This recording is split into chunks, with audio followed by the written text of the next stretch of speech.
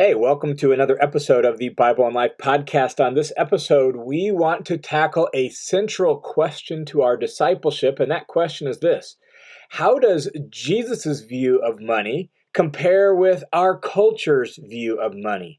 What messages does culture send you about how you should view money and feel about money and use money? And what messages does Jesus teach you about money? And so, what would it look like to be discipled, really truly discipled by Jesus concerning money? That's what we want to take up on this episode of The Bible in Life. Welcome to the Bible in Life podcast. My name is John Whitaker, and I like to give what I call blue jeans theology. That is theology rooted in everyday life so that you can follow Jesus in your everyday life. I'm so glad you're joining me on this episode, so let's get started. All right, welcome to this episode. If you are listening on the week that this episode was released, it is Thanksgiving week in the United States of America. And so to you and your family, I want to extend a very special, happy Thanksgiving to you. This year, 2020, has been a year full of craziness and chaos and confusion here in the United States. And yet, in the midst of all of that, maybe even more so than others, we need to set our gaze on this fact: God is on his throne, Jesus is risen from the dead, and God's in charge. And God is good, and God has provided all sorts of blessings for us in Jesus Christ. And so I hope you have a great Thanksgiving here in the United States and you celebrate all the blessings that God has given you. All right, in this episode, we want to talk specifically about Jesus and money. And maybe that strikes you as an uncomfortable topic. Maybe that's a topic where it's like, boom, I just want to jump off this podcast right away. I don't really know how you feel about that. Here's what I do know. Our discipleship to Jesus has to deal with our finances if we're actually going to be a fully devoted follower of him. And the reason for that is because finances are such a central part of life. And so if discipleship is going to happen in the context of our everyday life, then it's going to, in some form or fashion, affect how we feel about, how we think about, and how we view our finances. The vast majority of listeners of this podcast live here in the United States, but not all of them. We have listeners from all around the world. And every culture has its own particular view of, own particular values about, own particular expectations for money and finance. And so here in the United States where I live, let me just tell you this. Like, if you grew up here in the United States, then you've been discipled in the United States of America's view of money. And it has a very deep and a very real view of money. For example, did you realize that here in the United States of America, we have twice as many malls as we have high schools? Think about that. We have twice as many shopping malls as we have high schools. That's a really shocking statistic to us, and it tells us something about our view of money and stuff.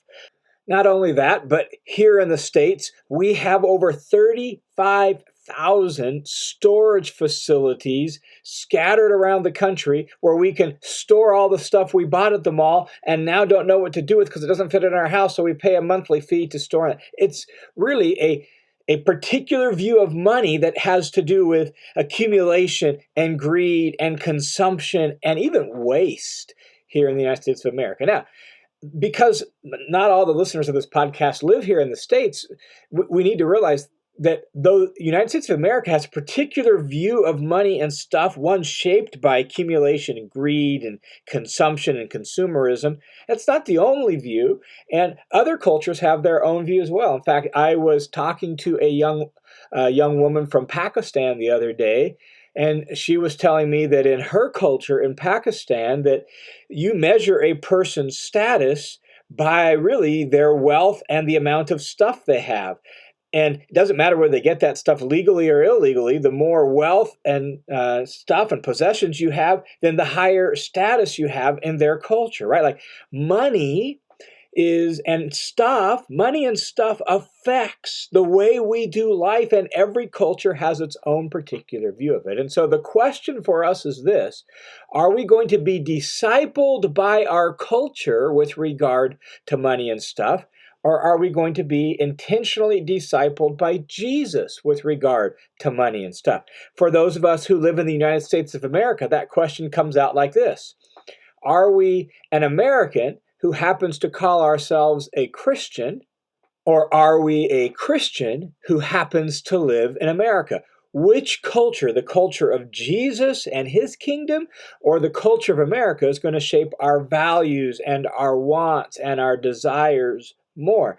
And the same question can be asked of you if you live in Singapore, or if you live in Russia, or if you live in Japan, or you live in Canada, or you live in the UK, or you live in Australia, right? Like wherever you're living and listening to this podcast, you need to ask yourself, am I a Christian who just happens to live in Australia, UK, Japan, whatever country you're living in? Or am I more of a Australian who just happens to call myself a Christian, or a Russian who happens to call, whatever culture you're living in? Does the culture shape your values and your thinking, in our case today, about money and stuff more than Jesus? Or does Jesus and his teaching and his values shape your belief systems about that? Which one actually is the dominant shaping force in your life? And so in the next few minutes together, what I want to do is I just want to share with you 3 insights from a very well-known passage of Jesus's teaching, 3 insights from Jesus about money and wealth, and then 3 practices that can actually help us live out Jesus's teaching about money and wealth. All right, so 3 insights, and then I'm going to pair each insight with a practice that I think can help us live that insight out. Okay, and the passage we want to look at is from the Sermon on the Mount, Matthew chapter 6. It's a well-known teaching of Jesus. The Sermon on the Mount is really some of his central teaching about what it means to live as a disciple of his. And in the Sermon on the Mount, Matthew 6, Jesus actually takes up this topic of money and stuff and wealth. And in doing so, he really challenges us to think through how can we follow Jesus with regard to our wealth. And so listen to what he says. Let's take the first few verses, Matthew chapter 6, verses 19 through 21. Jesus says, "Do not lay up for yourselves treasures on earth where moth and rust destroy and where thieves break in and steal, but lay up for yourselves treasures in heaven where neither moth nor rust destroys and where thieves do not break in and steal. For where your treasure is, there your heart will be also." And really the key thing Jesus is dealing with in this passage here is he's dealing with storing up, this idea of storing up. Don't store up for yourselves treasures on earth. Instead, he says, store up for yourselves treasures in heaven. And so he's dealing with this issue of storing up. Where are you storing up your treasures? On earth, meaning with earthly things, being rich in the things that the world says, you need this, you have to have this. This will make you count. This will make you important. This will make you matter. This will help you have a good life, right? Like, are you storing up things in this world, or are you storing up treasures in heaven? And to store up treasures in heaven really is the idea of being rich towards God, being rich in God's things, being rich in God's kingdom and the things that really matter to God. That's the idea. To store up treasures in heaven is to be rich towards God in your relationship with him and your service towards him. And so, where are you storing up your treasures? That's the first question that Jesus is really forcing us to ask here. And he tells us really the problem. Like, if you're storing up treasures on earth, then your treasures are incredibly vulnerable and they're incredibly temporary and short term. He says, don't store up treasures for yourself on earth where moth and rust destroy.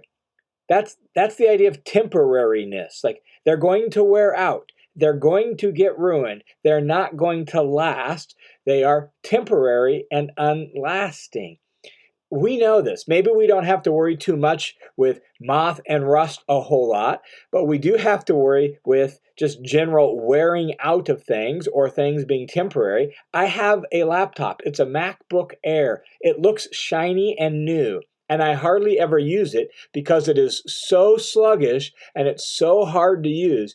and it's only 9 years old. But 9 years old in computer terms? Well, 9 years old in computer terms is like 150. I don't know. It's like ancient, right? Like it's a dinosaur by computer terms. And so I hardly use this MacBook Air because it's so old. So old. It's worn out after 9 years. That's the point. Moth and rust destroy. Things are short term. They don't last. They're temporary.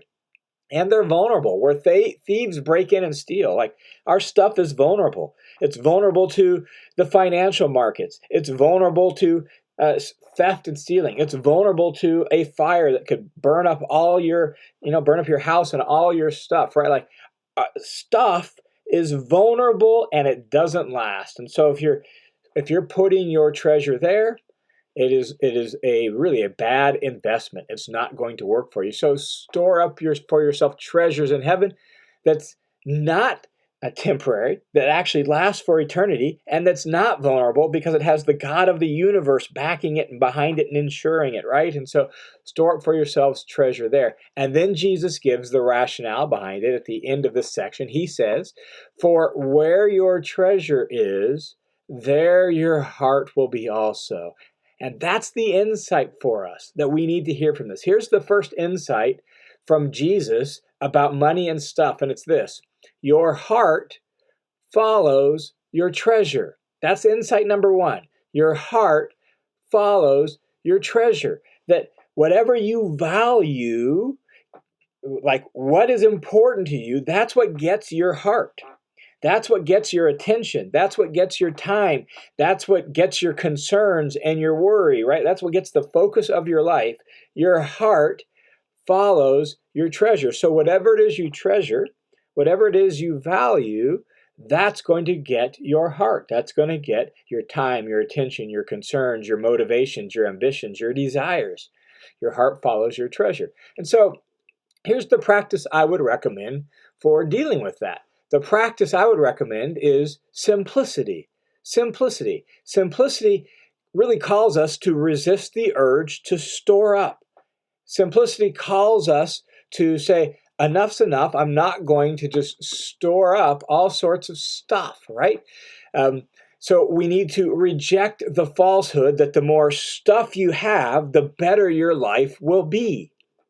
And simplicity is a practice that helps us do that.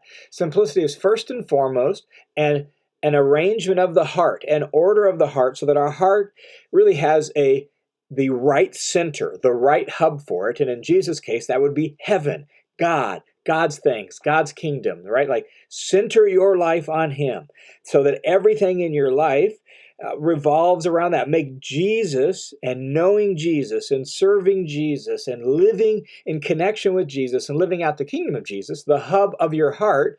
And then your heart will be centered on eternal things. And the focus of your life will be on eternal things. And then that order of heart is both demonstrated by not accumulating more and more and more things. We choose to live modestly. We choose, as followers of Jesus, to live simply. We have a healthy minimalism. Not because stuff is bad, right? God gave us all things for us to enjoy, 1 Timothy 6:17. But because we know stuff is powerful, we'll talk more about that in a little bit. And so we choose to say, because your heart follows your treasure, I'm going to resist the urge to make my treasure all the stuff of this world. I'm going to resist the urge to store up. We'll practice simplicity. So, insight number one, your heart follows your treasure.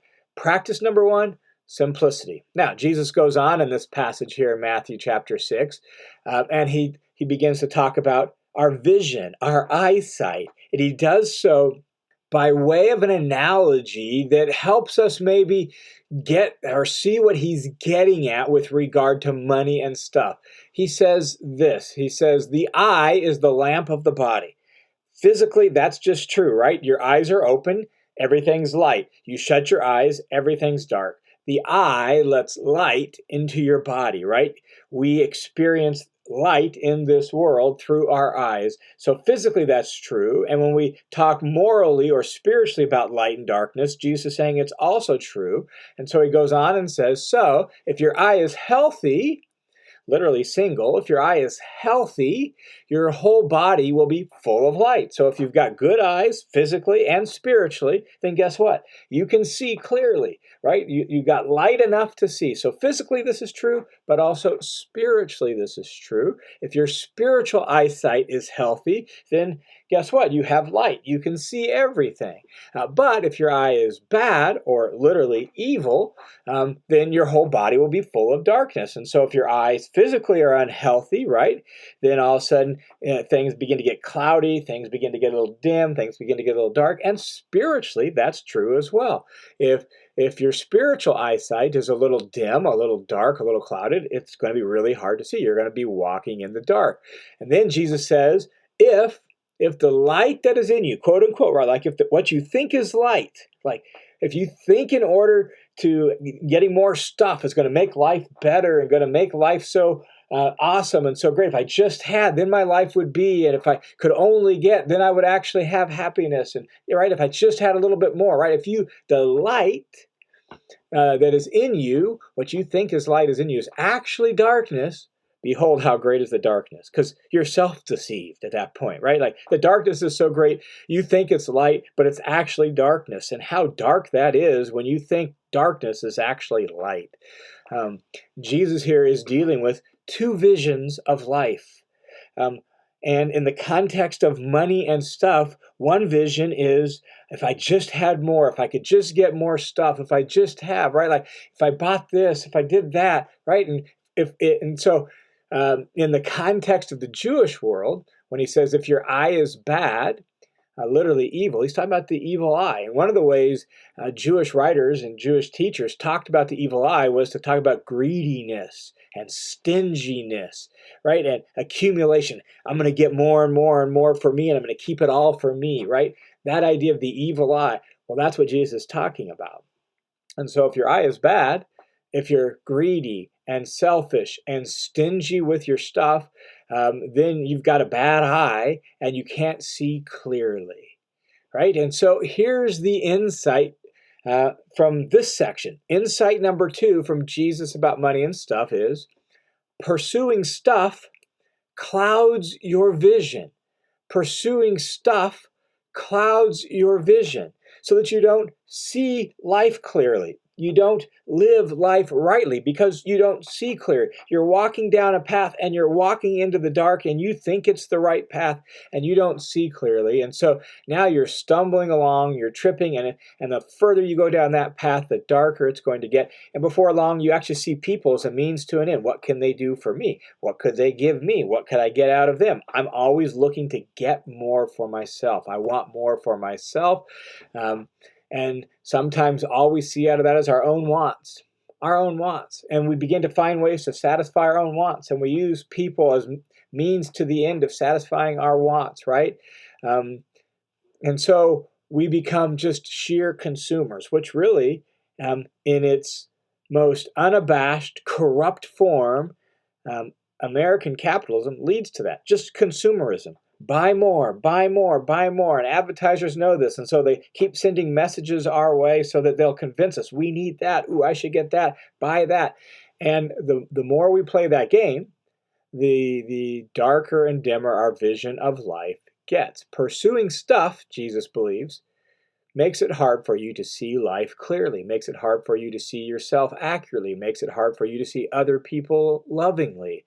Pursuing stuff clouds your vision. So, what's the practice for dealing with that? Well, the practice for dealing with that is generosity. Generosity.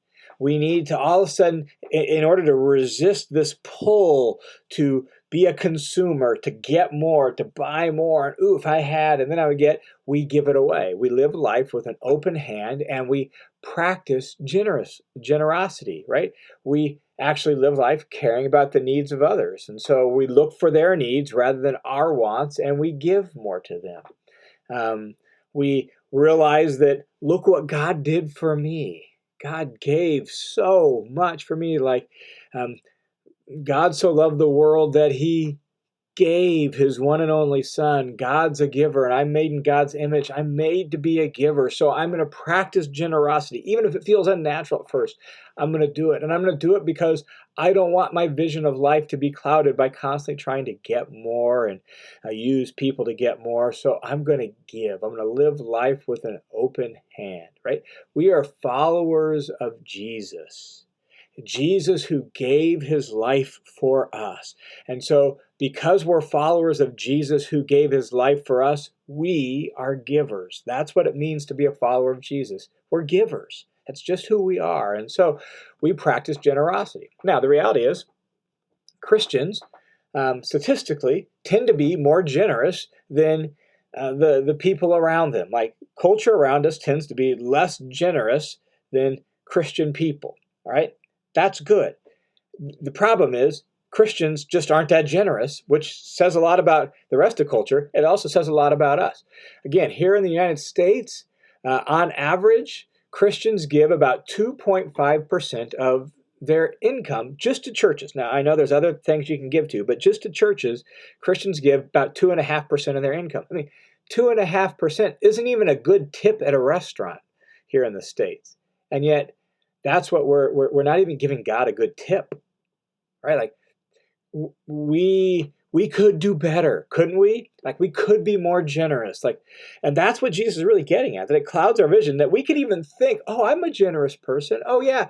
And yet if we actually looked at the numbers and saw how much we spend on ourselves and how much we actually give to support the work of God, or how much we give to take care of the needs of people, well, maybe we're not nearly as generous as we thought. And so we need to be generous and practice generosity. We need to find intentional ways to live life with an open hand. We need to find ways to give to ministry, find ways to give to needy people, find ways to care for the less fortunate than us. We need to practice generosity. So that's insight number 2 and practice number 2. Pursuing stuff clouds your vision. So practice generosity instead of just pursuing stuff.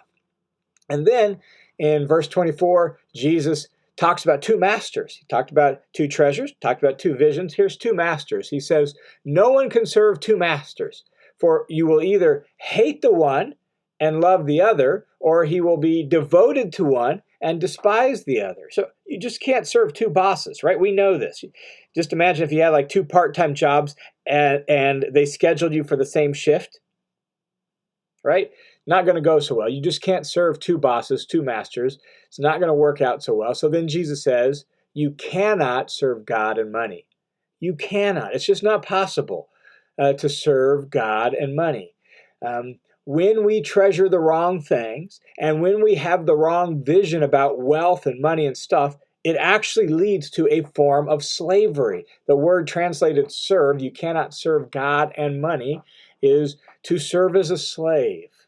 And when we have the wrong vision about wealth and money, we become enslaved to it. Whether you have a lot or whether you have a little, you can be enslaved to money and to stuff.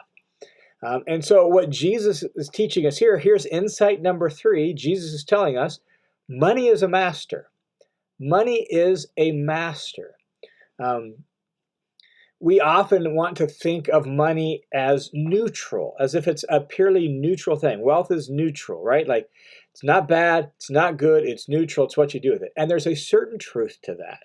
But I think Jesus would challenge that idea. Jesus would say, no, no, no, no, no. Wealth and money is not neutral, it's powerful. And because it's powerful, it needs to be respected and it needs to be treated right. Like in its proper context, money can be good, but it's still powerful, and thus it has to be put in its place.